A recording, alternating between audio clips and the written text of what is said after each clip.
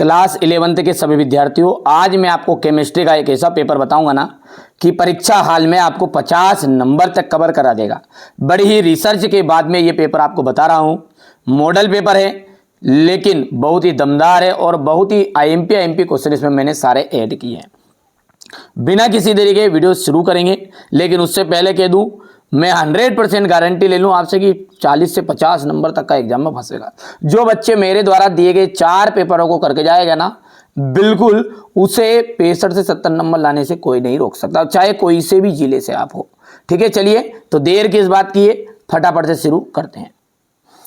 एक पदार्थ में 80% कार्बन है, 20% हाइड्रोजन है, वहां पदार्थ होगा C2H6। परिवर्ती संयोजकता प्रदर्शित करते हैं संक्रमण तत्व। शुद्ध जल की जो मोलरता होती है ना, वो है 55.6। चुंबकीय क्वांटम संख्या संबंधित है। चुंबकीय जो क्वांटम संख्या वो विन्यास से संबंधित है।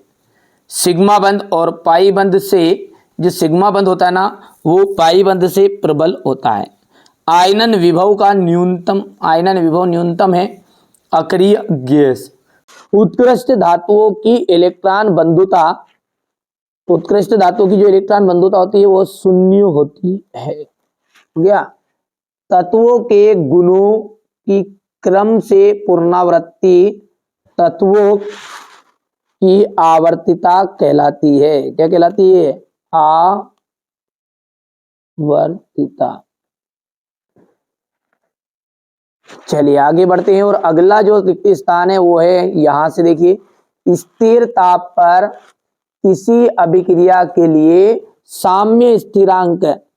ठीक है, साम्य स्थिरांक का जो संबंध होता है वो होता है Kp इक्वल Ke RT और यहाँ पर ये N। किसी तत्व के समस्थानिकों में न्यूट्रॉनों की संख्या असमान होती है। न्यूट्रॉनों,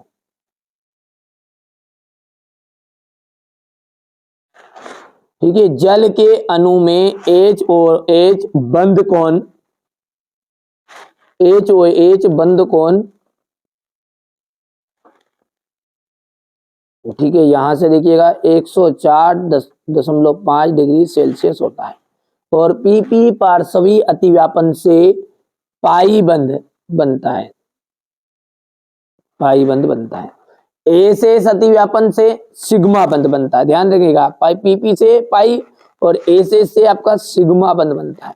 एंट्रोपी, एंट्रोपी हो जाएगा उष्मा गतिकी फलन। H2O की संरचना सेतु संरचना, ठीक है। H2O की जो संरचना है वो आपकी कौन सी संरचना बनेगी यहां पर, ठीक है। यहां से देखिए थोड़ा सा मिस्टेक कर दिया, यहां पर एंट्रोपी का जो आ जाएगा वो आ जाएगा आपका आंतरिक ऊर्जा, और H2O जल की संरचना जो है वो आ जाएगा आपका उष्मागतिकी फलन। थोड़ा सा आप इसको क्लियर कर लेना सही तरीके से। यहां से देखिए बेंजीन अणु के प्रत्येक, बेंजीन अणु के प्रत्येक कार्बन में कौन सा संकरण पाया जाता है? तो sp2 संकरण पाया जाता है। इस एंथैल्पी का जो मान है वो सदैव ऋणात्मक होता है। तो यहां पर आ जाएगा आपका दहन की एंथैल्पी, और दहन की जो एंथैल्पी है वो सदैव ही ऋणात्मक होती है। ठीक है। एंट्रोपी क्या है? व्यवस्था की माप।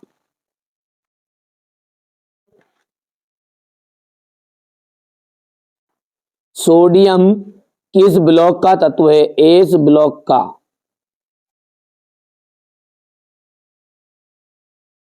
एथिलीन डाइब्रोमाइड को जिंक चूर्ण के साथ गर्म करने पर क्या बनता है? ठीक है, एथिलीन डाइब्रोमाइड को जिंक के साथ, चूर्ण के साथ गर्म करेंगे ना तो आपका एथिलीन बनेगा, एथिलीन। 1 लीटर जल में, एक लीटर जल में H2O के मोलों की संख्या 55.5 मोल होती है। सत्य है।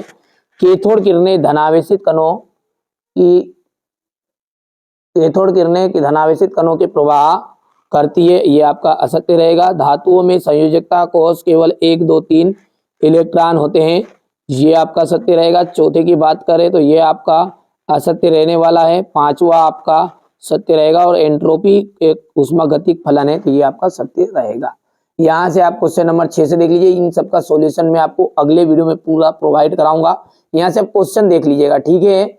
जब तक क्या है बच्चे सॉल्यूशन को लिख लेंगे तो